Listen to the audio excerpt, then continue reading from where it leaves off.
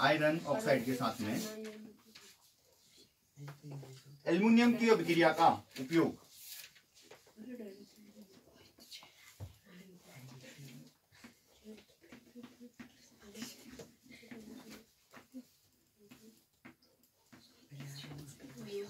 Iron oxide के साथ aluminium की अभिक्रिया का उपयोग रेल की पटरी एवं मशीनी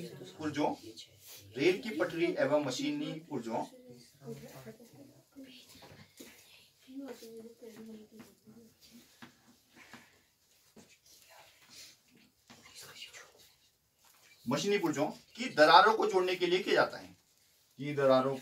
लिए किया जाता है।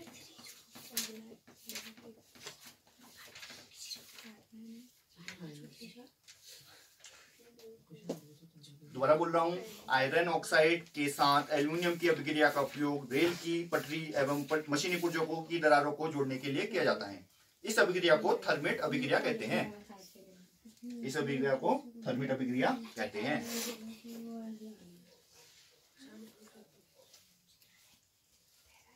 तो समझिए, नोट कर लिया तो ठीक है। और समझिए,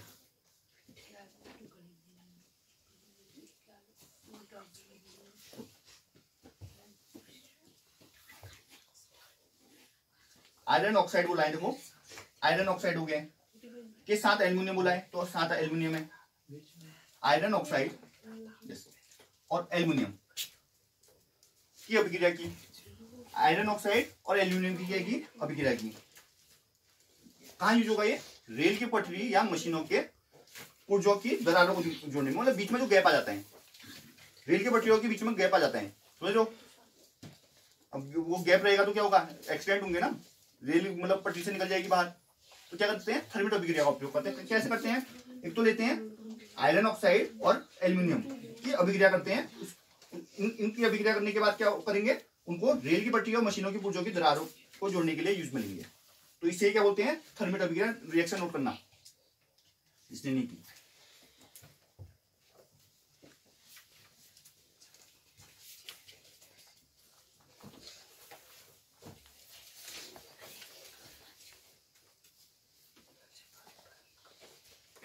थर्मेट अभिक्रिया हो गई है। अब आ गया नंबर संचारण का। संचारण ऑलरेडी पढ़ चुके हैं अपन, ठीक है, फिर भी थोड़ा मोटा मोटा समझा देता हूं आपको।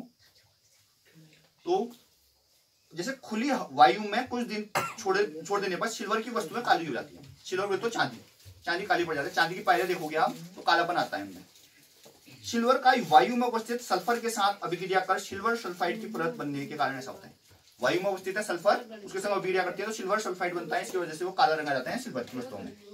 कॉपर वायु में उपस्थित कार्बन डाइऑक्साइड के साथ अभिक्रिया करता है, ठीक है, जिसके उसके ऊपर कैसी भूरे रंग की परत चढ़ जाती है।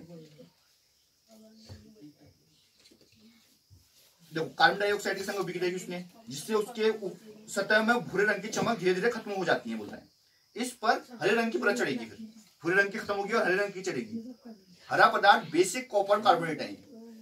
अब लोहे को आप जानते हो, अगर वायु में रखेंगे तो भूरे रंग की परत चलती है, जिसे हम जंग के नाम से जानते हैं, ठीक है। तो ये संचारण हो गया। संचारण मतलब वायु आर्द्रता के संपर्क में आकर धातुओं की वस्तुएं क्या हो जाती है? संचारित हो जाती है, उसे संचारण बोलते हैं, ठीक है। जैसा लेपन है जो मोस्ट इंपोर्टेंट है, अक्सर पूछा जाता है। पहले तो संचारण का थोड़ा उपाय समझ लीजिए, कैसे मतलब आप बच सकते हो संचारण से। पेंट करके, पेंट लगा दो लोहे की वस्तु में या धातुओं की वस्तुओं में, तेल लगा दो, ग्रीस लगा दो, जसद लेपन, यह है संदेश, ठीक है। तो जसद लेपन क्या होता है? लोहे की वस्तुओं पर जस्ते की परत चढ़ने को। अब क्रोमियम लेपन भी होता है, एनोडीकरण भी होता है, मिश्र धातु बनाकर भी लोहे को जंग से बचाया जा सकता है। अब लिखो, लोहे एवं इस्पात को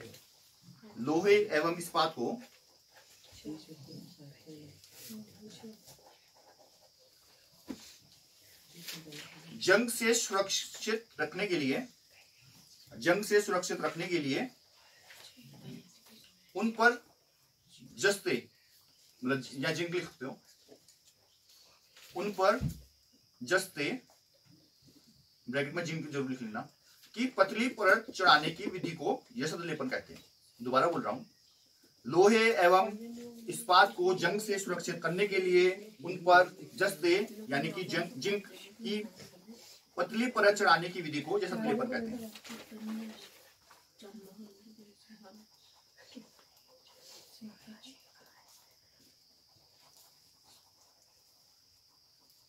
जस्ते की परत नष्ट हो जाने के बाद भी, जस्ते की परत नष्ट हो जाने के बाद भी यसद लेपित वस्तु जंग से सुरक्षित रहती है। यसद लेपित वस्तु जंग से सुरक्षित रहती है। पूछा जाता है यसद लेपन।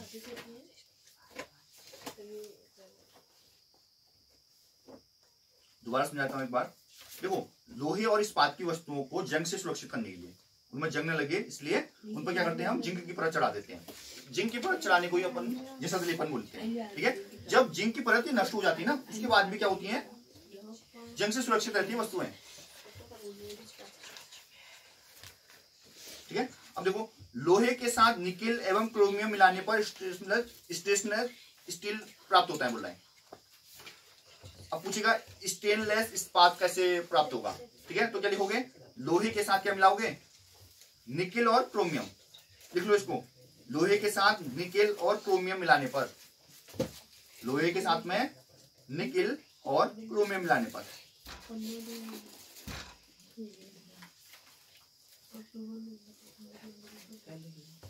शॉर्ट में ऐसे भी लिखते हो, लोहे में मिला दिया आपने लोहा प्लस निकेल प्लस क्रोमियम, क्या बन गया, स्टील।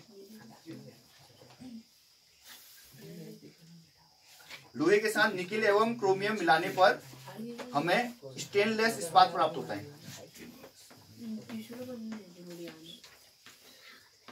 लेस इस्पात।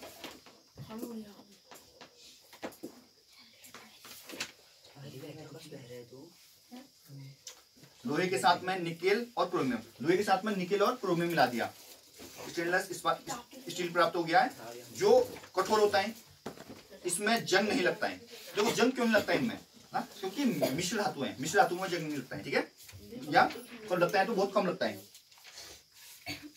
इस प्रकार यदि लोहे के साथ कोई भी अन्य पदार्थ मिश्रित किया जाता है तो इसके गुणधर्म बदल जाते हैं। ठीक है, लोहे के साथ में कोई भी अलग मिश्रित किया जाता है पदार्थ तो क्या होगा, इसकी गुणधर्म बदल जाएंगे, जंग नहीं लगेगा इसमें। वास्तव में कोई अन्य पदार्थ मिलाकर किसी भी धातु के गुणधर्म बदले जा सकते हैं। ठीक है, गुणधर्म आप बदल सकते हो उनके। यह पदार्थ धातु अधातु कुछ भी हो सकता है। अब नोट कीजिए मिश्र धातु के बारे में। मिश्र धातु अगला टॉपिक है। दो या दो से अधिक धातुओं के समांगी मिश्रण को मिश्र धातु कहते हैं।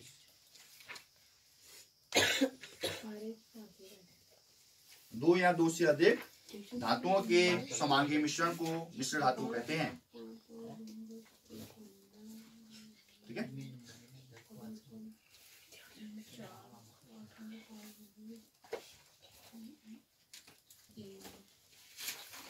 अब सुनिएगा, इसे तैयार करने के लिए पहले मूल धातु को गलित अवस्था में लाया जाता है। ठीक है, जो मेन धातु है उसे क्या करेंगे, हम गलाएंगे। तत्पश्चात दूसरे तत्वों को एक निश्चित अनुपात में इसमें विलीन किया जाता है। दूसरे तत्वों को एक निश्चित अनुपात में उसमें मिला देते हैं।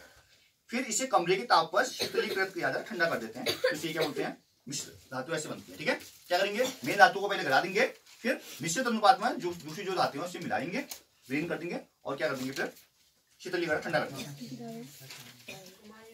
अब ये पूछा जाता है आपसे कि शुद्ध सोने को 24 कैरेट गोल्ड कहते हैं, क्यों कहते हैं। ठीक है, तो ये बहुत मतलब इसमें 24 पूरा मात्रा मतलब इसकी सोने की पाई जाती है इसमें, ये चीजें। ठीक है, तो शुद्ध सोने को 24 कैरेट कहते हैं। यह काफी नर्म होता है, मतलब बहुत ही मुलायम होता है, इसलिए आभूषण बनाने के लिए यह उपयुक्त नहीं है। क्योंकि आभूषण तभी बनाओगे ना तो कठोरता होगी। अब तुमने कान में पहने कुंडल, कल इसका मौजूद निकल गया, हो गया नहीं, यहाँ पहले भी आया तुम इंग्लिश टच करो वो निकल गई, बोला कि दाढ़ी मतलब मरीज से निकाले। इससे कठोर बनाने के लिए इसमें चांदी तथा तांबा मिलाया जाता है। क्या मिलाओगे, चांदी या तांबा मिलाओगे। भारत में अधिकांश आभूषण बनाने के लिए 22 कैरेट सोने का उपयोग करते। तो ये पूछा जाता है पेपर में, 20 कैरेट गोल्ड और 22 कैरेट गोल्ड से आप क्या समझते हैं, क्या बोलोगे, जितना कैरेट बोला है तो उसमें उतनी मात्रा क्या होगी, सोने की होगी, और जो बचा हुआ है 24 में से हटा दोगे उतना, जो शेष मात्रा है वो क्या होगी, अलग चीज की होगी। हो सकता है वो सिल्वर की हो या चांदी की हो या कॉपर की हो, ठीक है। तांबा, देखो 22 कैरेट गोल्ड सोने का उपयोग होता है। इसका तात्पर्य यह है कि 22 भाग शुद्ध सोना है और 2 भाग तांबा या चांदी है इसमें, समझ में आया? ऐसा लिख देंगे। पूछा जा रहा है आजकल 22 या 20 कैरेट में कभी पूछ दे रहे हैं। अब आ गया अगला अमलगम। लिखिए अमलगम। यदि कोई एक धातु पारद है, पारद मतलब पारा, Hg, ठीक है, पारा है लिख लो, तो इसकी मिश्र धातु को अमलगम कहते हैं। यदि कोई एक धातु पारा है तो इसकी मिश्र धातु को क्या बोलेंगे अपन? अमलगम बोलेंगे। जब भी अमलगम शब्द आ जाए तो उसमें समझ लेना कि पारा जरूर होगा। यह शब्द लेपन याद लिखा है तो जिंक याद करना, ठीक है। यदि कोई एक धातु पारा है तो उसकी मिश्र धातु अमलगम कहते हैं। शुद्ध धातु की अपेक्षा उसकी मिश्र धातु की विद्युत चालकता तथा गलनांक कम होते हैं।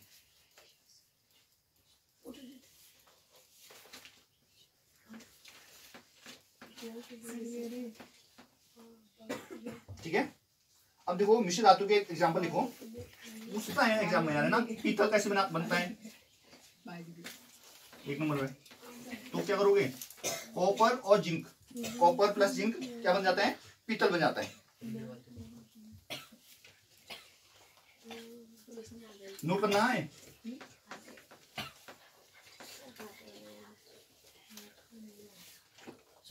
कॉपर प्लस Sn मतलब टिन, क्या बन जाएगा? आसा।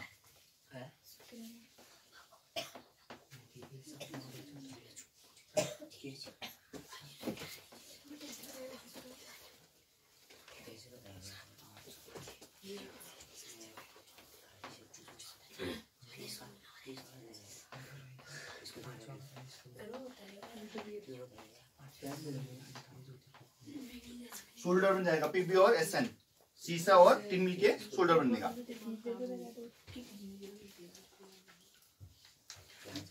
मतलब ये मिश्र धातु है सारी की सारी, है ना?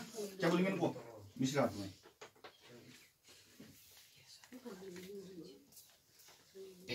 समझा देता हूँ, नोट कर लिया तो बताइए। ठीक है, देखिए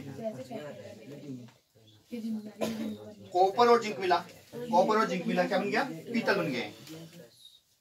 और तांबा और टिन मिला, कॉपर और टिन मिला है, तांबा और टिन मिला तो क्या बन गया है? कांसा बन गया। ये विद्युत के चालक होते हैं ना। अब आ गया लेड और Sn। ये शोल्डर जो होता है ना, शोल्डर के ब्रैकेट में लिख देना विद्युत तारों की वेल्डिंग के लिए प्रयोग, करते हैं शोल्डर को। शोल्डर जो लिखा है उसमें लिख लेना ब्रैकेट में विद्युत तारों की वेल्डिंग के लिए इसका प्रयोग करेंगे अपन, ठीक है।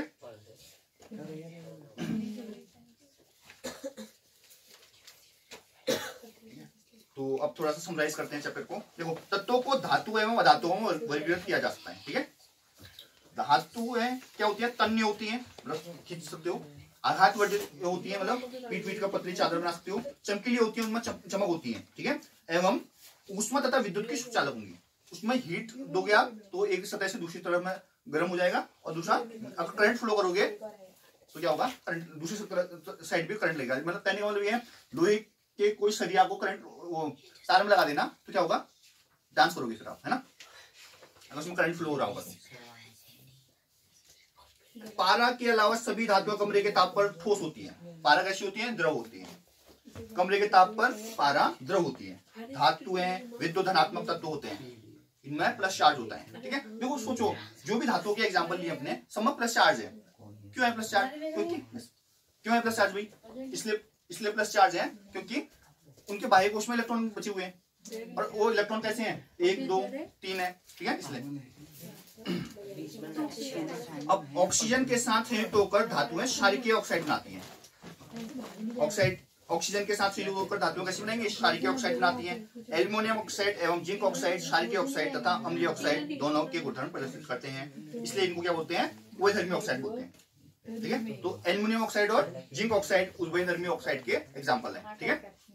अब अगला है जल एवं तनु अम्लों के साथ विभिन्न धातुओं की अभिक्रिया भिन्न भिन्न होती है। जल और तनु अम्लों के साथ अलग अलग धातुओं की अभिक्रिया अलग अलग की बोल रहे हैं। अभिक्रियाशीलता के आधार पर अवरोही क्रम में व्यवस्थित सामान्य धातुओं की सूची को संकृता श्रेणी। देखो अवरोही क्रम में थी अभी हमारी संकृता श्रेणी, घटते हुए क्रम में थी ना अभिक्रियाशीलता के, तो अवरोही उसी तो बोलते हैं घटते हुए क्रम को, बचपन से पढ़ते आ रहे हो आप लोग।